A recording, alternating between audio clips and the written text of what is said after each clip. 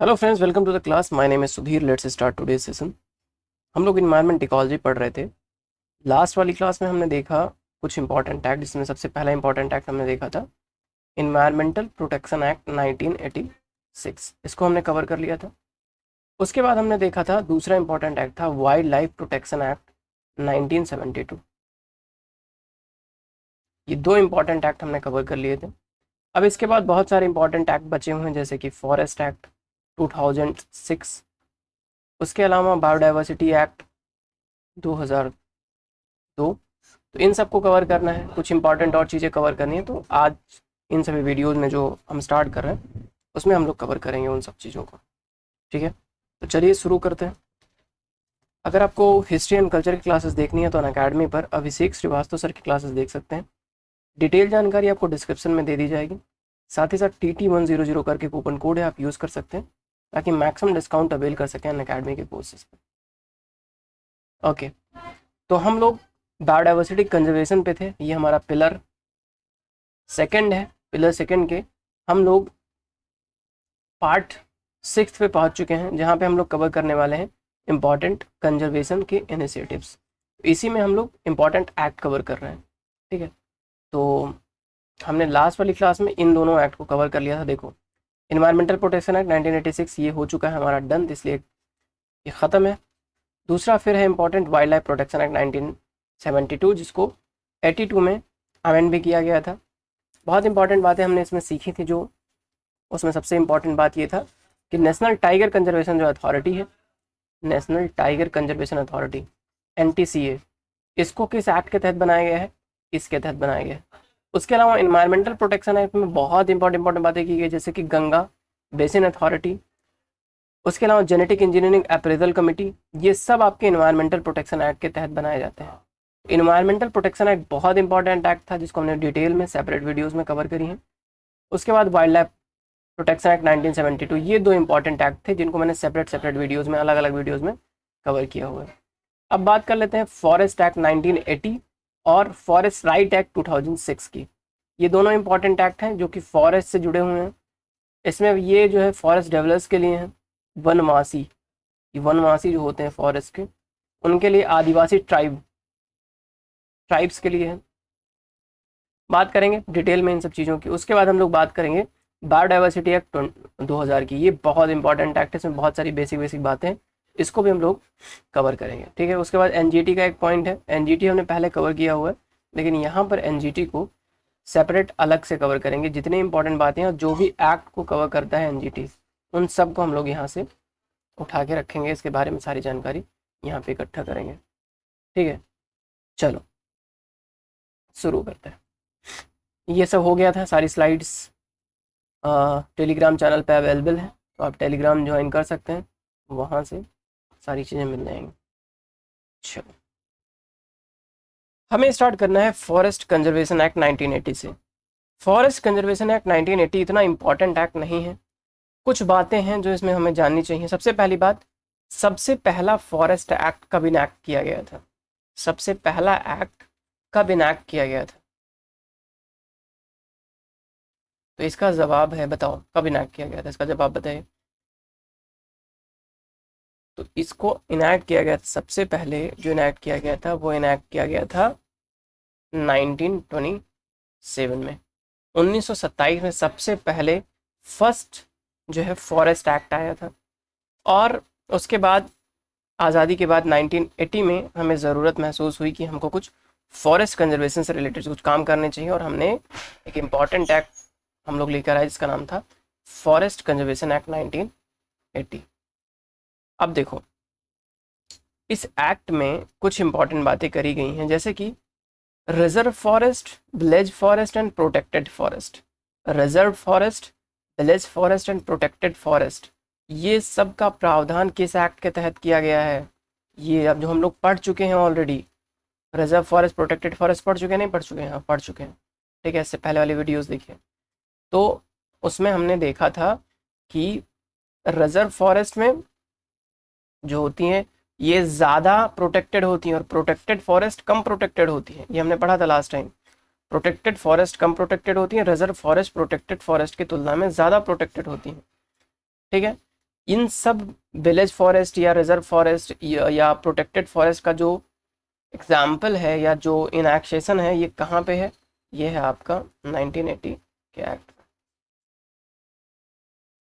ठीक, 1980 के एक्ट में। इसी एक्ट के तहत एक फॉरेस्ट ऑफिसर की व्यवस्था करी गई है। फॉरेस्ट ऑफिसर और जितने स्टाफ हैं फॉरेस्ट से रिलेटेड, जैसे जंगल विभाग के जितने भी अधिकारी वगैरह होते हैं, उनका जो रेगुलेशन होता है वो इसी एक्ट के तहत किया जाता है, ठीक है। और अगर किसी लैंड को आप नॉन फॉरेस्ट पर्पस के लिए,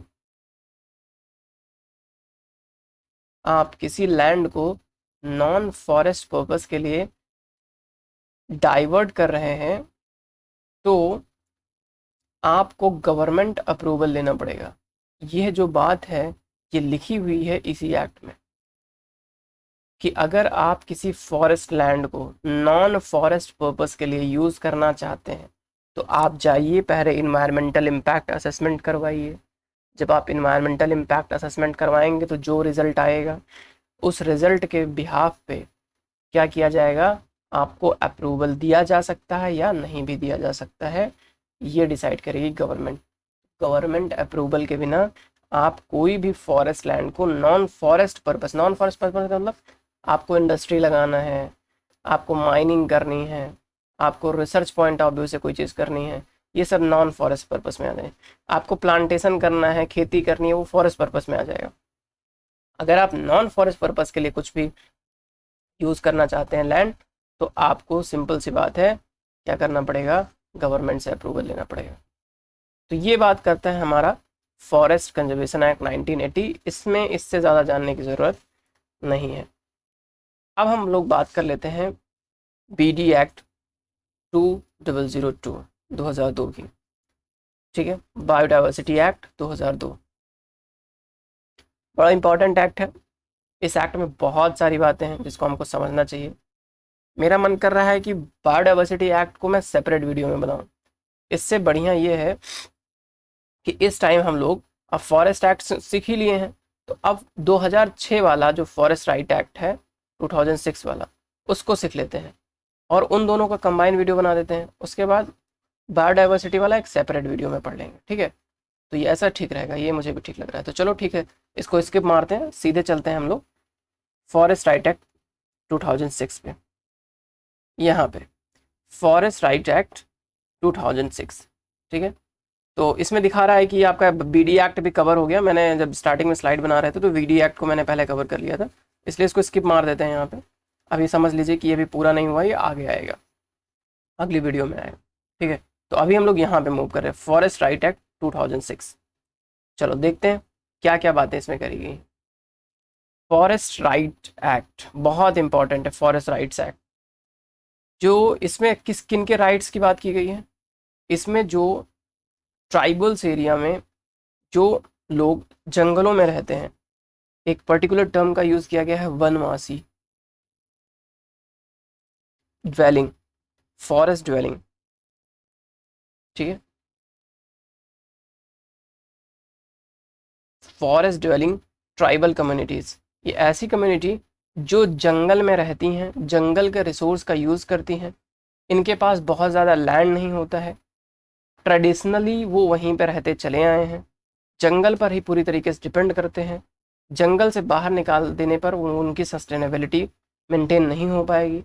ऐसे लोगों को फॉरेस्ट ड्वेलर्स बोलते हैं।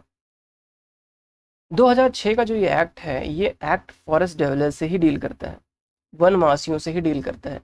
वनवासी आदिवासी, जंगल में रहने वाले आदिवासी। आदिवासी ज़रूरी नहीं है कि जंगल में ही रहते हों, आदिवासी ज़रूरी नहीं है कि जंगल में रहते हों, ये बात इंपॉर्टेंट है।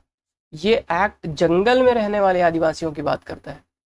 बहुत सारे ट्राइब्स ऐसे हैं जो अब मेन स्ट्रीम रीजन में रहते हैं लेकिन वो स्टिल आदिवासी हैं डेवलपमेंटल पॉइंट ऑफ व्यू से, लेकिन इनको अभी भी आदिवासी कहा जाता है। लेकिन इस एक्ट में सिर्फ और सिर्फ वनवासी आदिवासी की बात करी गई है, ठीक है। चलो बहुत इंपॉर्टेंट इसलिए है ये वाला एक्ट इस बारी, क्योंकि अभी रिसेंटली गवर्नमेंट ने डिसीजन लिया है कि जम्मू कश्मीर में फॉरेस्ट राइट एक्ट 2006 को इम्प्लीमेंट किया जाएगा। जम्मू कश्मीर गवर्नमेंट ने डिसाइड किया है कि वो अपने यहाँ फॉरेस्ट राइट्स एक्ट 2006 को इम्प्लीमेंट करेंगे। अच्छा, आप बताइए कि अब तक जो हमने एक्ट पढ़ा में कौन सा एक्ट ऐसा है जो जम्मू कश्मीर में लागू होगा और कौन सा ऐसा है जो जम्मू कश्मीर में लागू नहीं हो रहा था।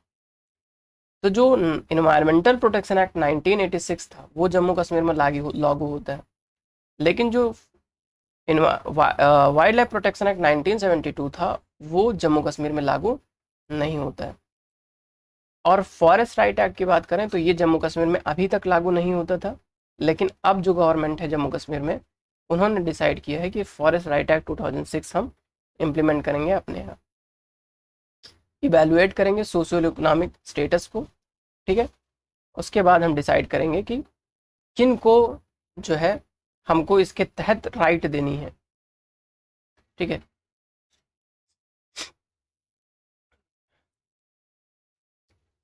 ऐसी बहुत सारी नोमैडिक कम्युनिटीज़ और ट्राइबल कम्युनिटीज़ जम्मू कश्मीर में रहती हैं, जनसंख्या तकरीबन 14 लाख के आसपास है। तो उनको प्रोटेक्ट करने के लिए जम्मू कश्मीर गवर्नमेंट कोशिश कर रही है कि वहाँ पर भी ये एक्ट लागू किया जाए। तो इसलिए बहुत इंपॉर्टेंट है, चर्चा में है, तो इसको पढ़ के जाना बहुत ज़रूरी है। बात कर लेते हैं इस एक्ट में किन किन चीज़ों की चर्चा करी गई है। सबसे पहली बात, ये एक्ट कब इनैक्ट किया गया, ये एक्ट कब इनैक्ट किया गया, ये इंपॉर्टेंट है।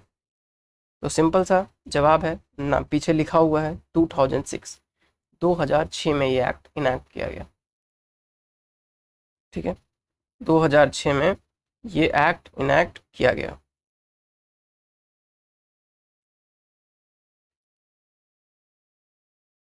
चलो, इसमें बात की गई है कि किसके राइट्स को रिकॉग्नाइज करता है ये एक्ट, किसके राइट्स को रिकॉग्नाइज करता है ये एक्ट। तो रिकॉग्नाइज करता है rights of forest dwelling tribal communities, ठीक है, वनवासी आदिवासी समुदायों की, ठीक है। उसके अलावा ऐसे ट्रेडिशनल फॉरेस्ट ड्वेलर्स, ट्राइबल नहीं लिखा हुआ है यहाँ पे, वनवासी, ऐसे वनवासी जो फॉरेस्ट के रिसोर्स पे डिपेंड करते हों, अपनी जो भी नीड्स है वो फॉरेस्ट से ही फुलफिल करते हों, जिसमें उनकी आजीविका और हैबिटेशन है। उसके अलावा सोशियो कल्चरल नीड्स को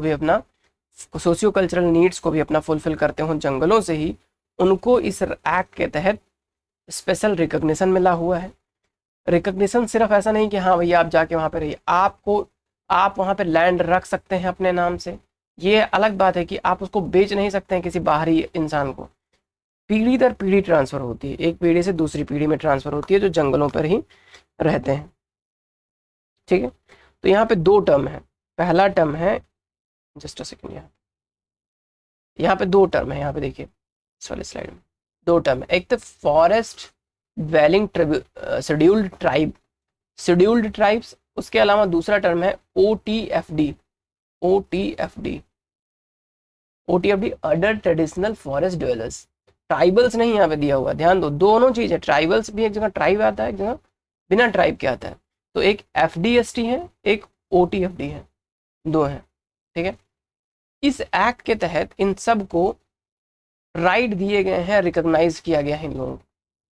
इस एक्ट के तहत किसको रिकॉग्नाइज करना है, किसको राइट्स देने हैं, किसको नहीं देने हैं, इसकी जो अथॉरिटी होती है, बताने की अथॉरिटी, ठीक है, बताने की जो अथॉरिटी होती है वो होती है ग्राम सभा।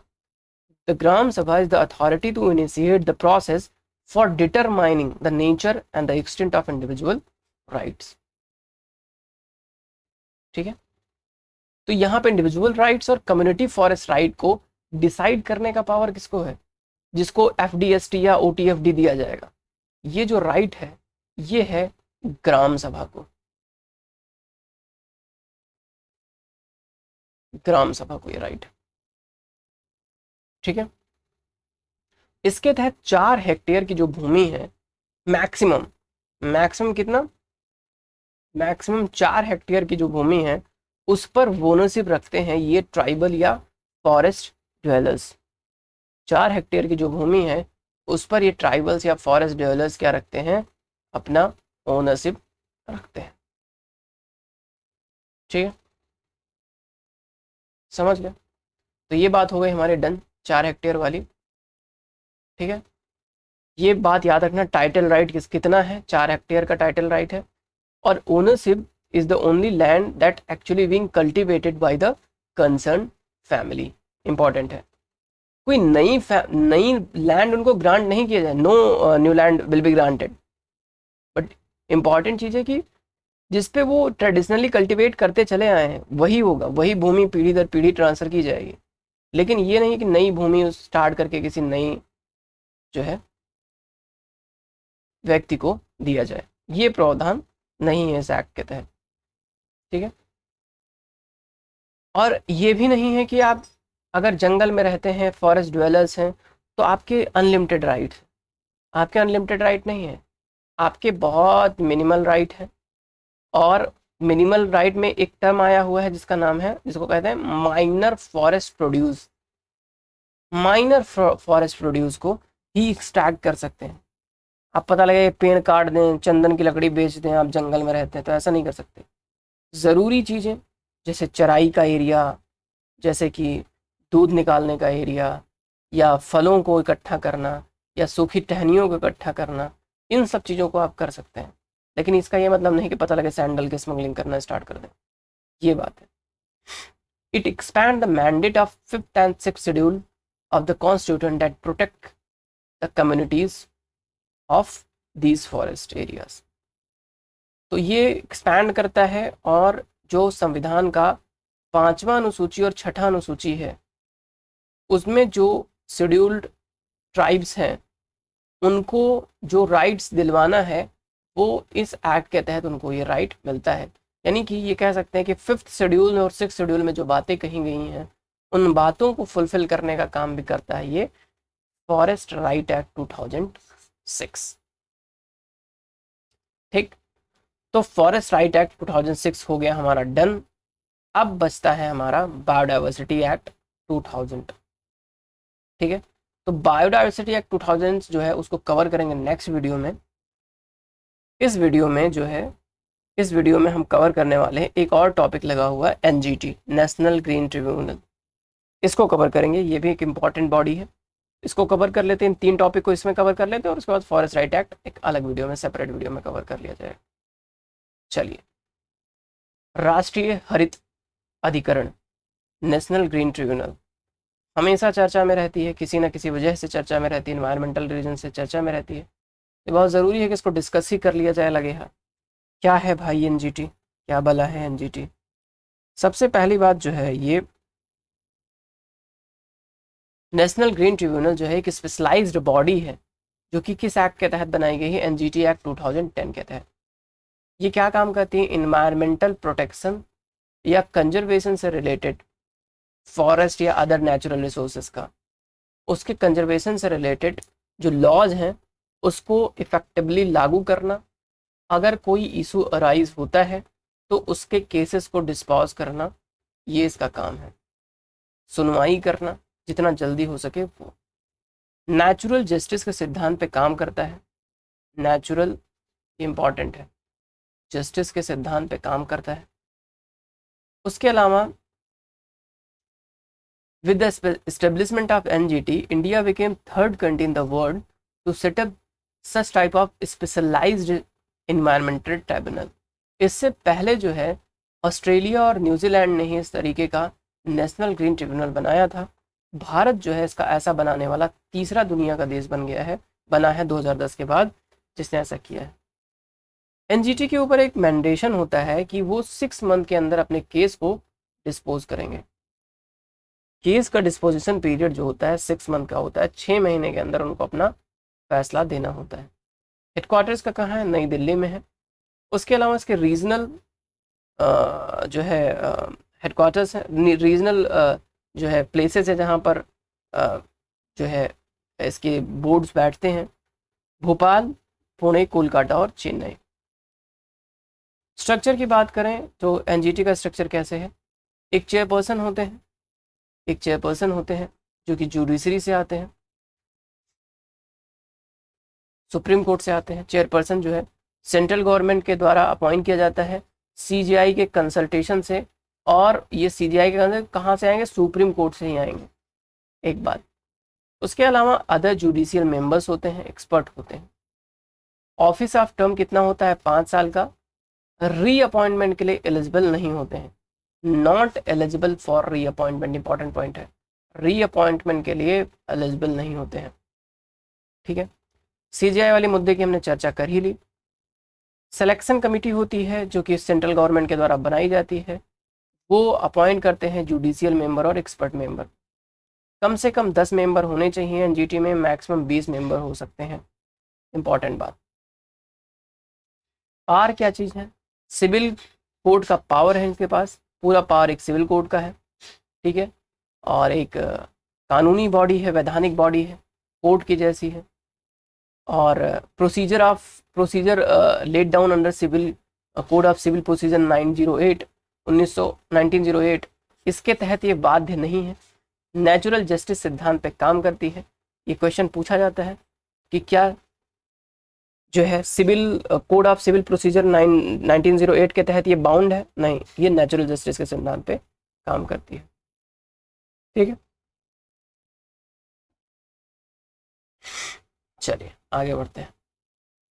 एनजीटी है जो 6 निम्न लॉ से डील करती है, 7 निम्न लॉ से डील करती है। 7 कानून है जो एनजीटी के बारे में या एनजीटी को पावर देते हैं कि हमारे मैटर को सॉल्व कीजिए। Water prevention and control of pollution act 1974, water prevention and control of pollution cess act 1977, forest conservation act 1980, air prevention and control pollution act 1980, environmental protection act 1986, public liability insurance act 1991, biological diversity act 2002। ये सब के cases जो deal करता है वो कौन deal करता है, अपना प्यारा नेशनल ग्रीन ट्रिब्यूनल, एनजीटी। बहुत इंपॉर्टेंट है, एनजीटी डील करता है इन सब चीज़ों से, बहुत इंपॉर्टेंट है, ठीक है। एनजीटी इन सब चीज़ों से डील करता है, बड़ा इंपॉर्टेंट है,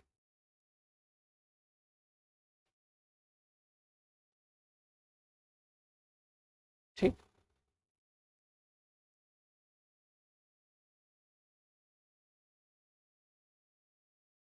चलिए ये बात हो गई, देन एनजीटी के बारे में हमने सीख ही लिया। अच्छा हाँ, एक इम्पॉर्टेंट फैक्ट है जो आपको बहुत ध्यान रखना है कि एनजीटी के तहत 2 इम्पॉर्टेंट एक्ट है जो कवर नहीं करता है एनजीटी। एनजीटी को पावर नहीं मिला हुआ है 2 इम्पॉर्टेंट एक्ट के तहत। पहला एक्ट है वाइल्ड लाइफ प्रोटेक्शन एक्ट 1970, बहुत important fact, very very important,